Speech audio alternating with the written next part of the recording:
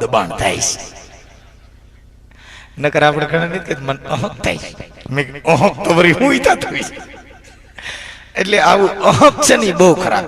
પણ 3 સહી પૂર્ણા હવાર બપોર ને હાંજ આખો દિવસ પૂરો. ટાઈલ મૂંડો ને ટકો એમાં વાડના પ્રકાર આવી ગયા. કોળિયો ઘૂંટડો ને હબડકો એમાં જમવાના પ્રકાર આવી ગયા. બાળપણ યુવાની ગઢપણ એમાં આખી જિંદગી આવી ગઈ છે. આ 3 છે ની પૂર્ણા છે. 2 છે ની અપૂર્ણ. 3 પૂરું. ભગવાન રામચંદ્ર ભગવાનનો જન્મ એ આઈટમ નો થયો. કૃષ્ણ ભગવાનનો જન્મ એ આઈટમ નો થયો. આ બધા આઈટમમાં જ મહાપુરુષો બધા પાક્યા. 7 ઓડિયું બાળક જીવે 8 ઓડિયું ન જીવે. આવું બધું ધર્મ થકી કીધું છે અને આ આપણે માની લીધું છે અને માનવાનું. કેમ કે આ તો પરંપરા કઈ પ્રથા. આ તો વચાઈશ બાપુ મળદાઓની કથા. આ બધા વાસેની મરી ગયા પણ દારૂડિયો મરી ગયો હોય છે કે ઓહો બિચારો બહુ નીતિવાન હતો, આખી જિંદગી પીધું પણ નીતિથી કોઈ દી કોઈ નીડ્યા મર્યા પછીના વખાણ. એ જીવતા કોઈએ જાણ્યા જ નહીં.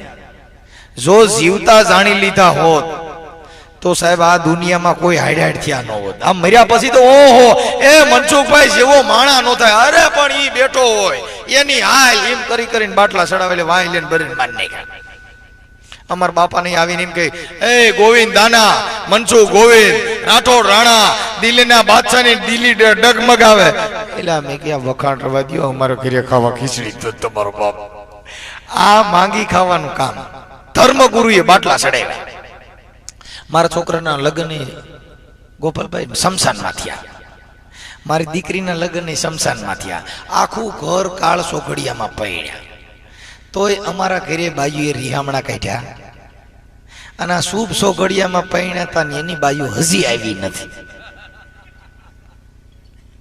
કદાચ જો સોઘડિયા મુરત હારું કરી દેતા હોય ને કદાચ અમૃત સોઘડિયું હોય ને મોનોકોટો પી જાવ કપામાં સાટવાની તો સિવિલમાં કહી દે બેન ઉપાધિ કરો માં રોમાં સોઘડિયું સારું હોય તો કઈ થશે નહીં. બાપો જંતરના વગાડતા જાય કેમ કે એ મૂકે નહીં. અને કાળ સોઘડિયું હોય ને કદાચ તમે હાકર ખાવ તો હું ગાહોકડા જેવી લાગે. એ એના કર્મનું ફળ છોડતા નથી સાહેબ.